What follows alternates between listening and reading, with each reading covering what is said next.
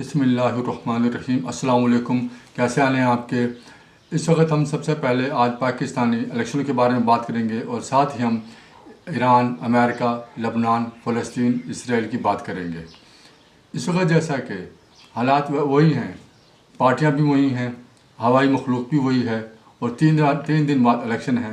और इसमें देखना है कि इस वक्त हवाई मखलूक किससे खुश है और किसको लाया जाता है और आवाम पर मुसल्लत कर दिया जाता है कि जिनको इस वक्त ना तो आवाम की फ़िक्र है,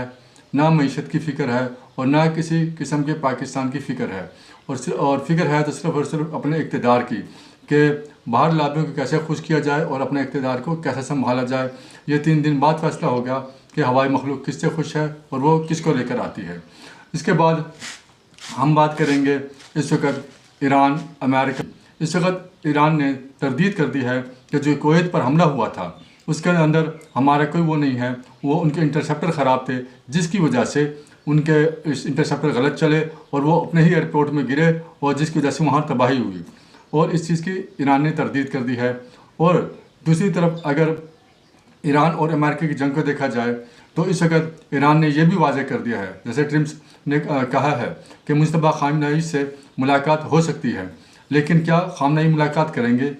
जो हमें नज़र आ रहा है वो किसी भी सूरत ट्रम्प से मुलाकात नहीं करेंगे, क्योंकि एक तरफ तो ट्रम्प ने उनके वालिद साहब को शहीद किया है, दूसरा वो उन पर एतबार नहीं करते कि उन्होंने जो उनके साथ किया कि उनके वालिद के साथ मुज़ाकरात के दौरान ही उन पर हमला करके शहीद कर दिया गया। और अब भी यूँ ही नज़र आता है कि जैसा कि मुस्तफा खामनेई साहब, इनके इस वक्त अभी तक किसी को कुछ मालूम नहीं कि वो कहाँ हैं। कभी ट्रम्प साहब कह रहे हैं कि इस वक्त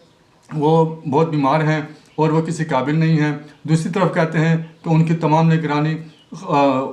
मुस्तफा खामनेई साहब कर रहे हैं, यानी कि वो बयान बदल बदल कर सामने ला रहे हैं। और वो चाहते हैं कि किसी भी तरह मुस्तफा खामनेई को, क्योंकि ये हमें नज़र आ रहा है कि वो चाहते हैं कि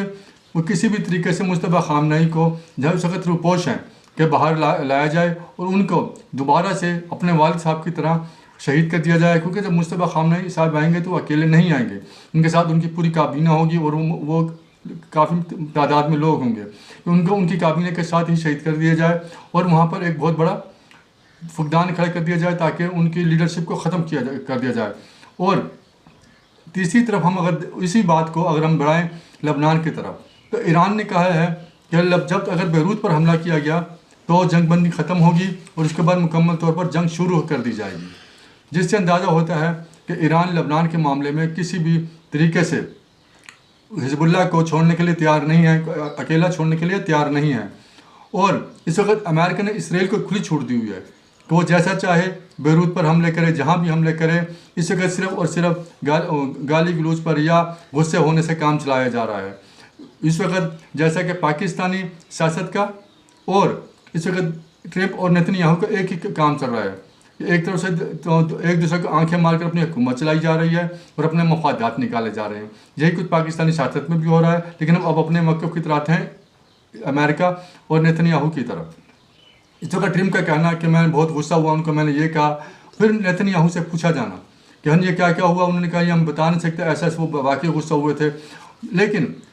जिस चीज़ की वजह से इसराइल ने हमले रोके उसकी एक वजह थी कि अगर वो हमले मज़ीद न अब इस वक्त मज़ीद आगे बढ़ने की कोशिश करते और बेरूत की तरफ जाते तो ईरान हमला करने वाला था, जिसको इन्होंने भांप लिया था, जिसकी वजह से ट्रम्प ने उनको फौरी तौर पर रोक दिया ताकि ऐसा ना हो कि ये जंगबंदी वो हो और हमारे अड्डों को दोबारा निशाना बनाया जाए और हमारी तमाम सियासत ख़त्म हो जाए। क्योंकि इस वक्त नवंबर में इलेक्शन होने वाले हैं और ट्रम्प नहीं चाहते कि इस वक्त सियासत में मेरी बदनामी हो और जो 3-4 महीने या 5-6 महीने उनके जो रह रहे हैं उनके लिए मुश्किलात सामने आए, जिसकी वजह से वो पीछे हटते जा रहे हैं और वो पूरी कोशिश कर रहे हैं कि किसी भी तरीके से मुस्तफा खामनेई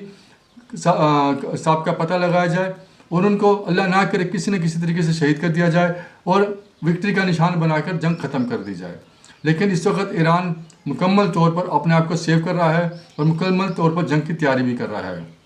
और दूसरी तरफ लबनान हुकूमत और इसराइल के बारे में कहा गया है कि उनके मुज़ाकरात हो रहे हैं और दोबारा से 22 जून को दोबारा मेज़ पर बैठेंगे, यानी कि हिजबुल्लाह को दरमियान से ही निकाल दिया गया है। और दूसरी तरफ ईरान कह रहा है कि अगर वहाँ पर हमला हुआ और हिजबुल्लाह का कुछ हुआ, यानी कि बेरूत पर हमला किया गया तो जंगबंदी ख़त्म हो जाएगी। अगर हिजबुल्लाह को भी ख़त्म कर दिया जाता है, क्योंकि इस बात को हम इसके साथ जोड़ देते हैं फ़लस्तीन के साथ, क्योंकि फ़लस्तीन के अंदर एक रिपोर्ट शाया की गई है जिसके अंदर बताया गया है कि तकरीबन 11 अक्टूबर से जंगबंदी के दौरान अब तक तकरीबन 936 फ़लस्तीनी शहीद, 2000 ज़ख्मी, 936 फ़लस्तीनी शहीद हो चुके हैं और अब तक 781 लाशें निकाली जा चुकी हैं। ये इसराइल और उस वक्त जंगबंदी की बात हो रही है कि ये जंगबंदी के दौरान हुआ है सब कुछ, और जो उनके कमांडर भी शहीद किए जा रहे हैं। इसी तरीके से वो चाहते हैं कि इस वक्त हिजबुल्लाह को निकाल दिया जाए, क्योंकि लबनान हुकूमत, लबनान फ़ौज इतनी मजबूत नहीं है जितनी कि वहाँ की बनस्बत हिजबुल्लाह है। और अगर लबनान और जनूबी इलाके उनको खाली करने के लिए कह दिया गया है कि वहाँ पर जनूबी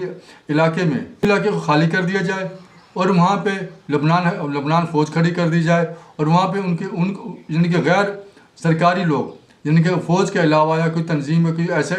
कोई और ना हो, यानी कि इसराइल के लिए रास्ता साफ़ किया जा रहा है। क्योंकि अगर ऐसा होता है तो इस वक्त इसराइल को वहाँ पे हमला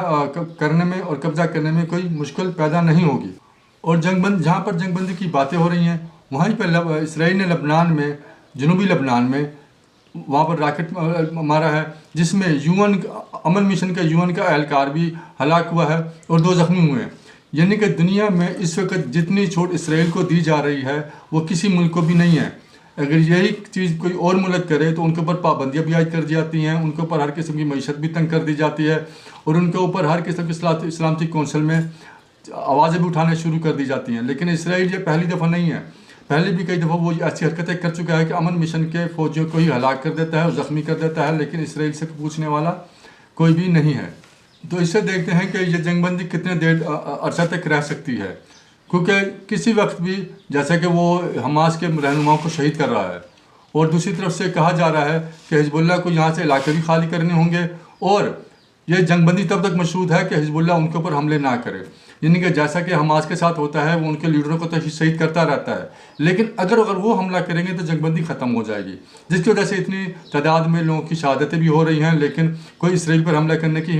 इसराइल पर हमले नहीं हो रहे। तो इसी तरीके से वो हिजबुल्लाह से चाह रहे हैं कि हिजबुल्लाह के लोगों को तो वो चुन चुन कर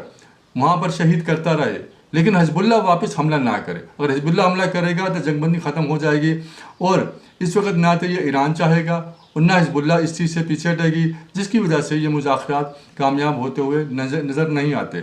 दूसरा, 10 जून को हुकूमत ने बजट पेश करने को वो कह दिया है कि 10 जून तक बजट पेश कर दिया जाएगा, और इस वक्त महंगाई इतनी ज़्यादा होने के बावजूद, और ये भी कह रहे हैं कि आवाम को रिलीफ दिया जाएगा, लेकिन जो हमारी मालूमात के मुताबिक इस वक्त काफ़ी चीज़ों पर जो लोग अपनी सहूलत के लिए ले रहे थे, यानी कि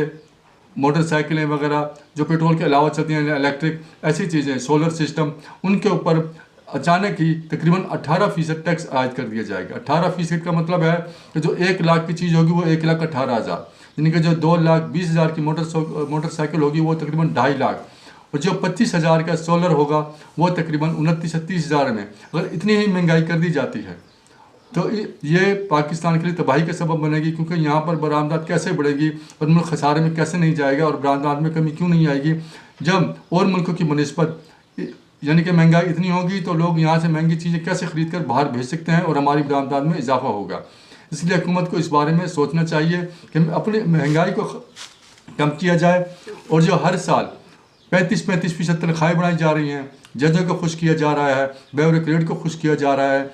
उनकी अयाशियों को कम करके एक जगह महदूद कर दिया जाए। उनका क्या है कि अब इसके बाद कुछ आगे मज़ीद नहीं होगा, और इसके ऊपर 5 से 10 साल के लिए पाबंदी लगा दी जाए, जिसकी वजह से पाकिस्तान की मईशत संभल सकती है। नहीं तो उनको यहाँ से तो लोगों की चमड़ी धेड़ दी जाए, और वहाँ उनको वो अपने आप को बचाने के लिए उनको मराज से मराद दे दी जाए। तो इससे मुझे नज़र नहीं आता कि पाकिस्तान की मईशत कभी बेहतर हो सकेगी। और अगर आपको वीडियो पसंद आई हो तो चैनल को सब्सक्राइब करें, लाइक करें, शेयर करें और अपनी राय का इजहार करें। अस्सलाम वालेकुम। पाकिस्तान जिंदाबाद।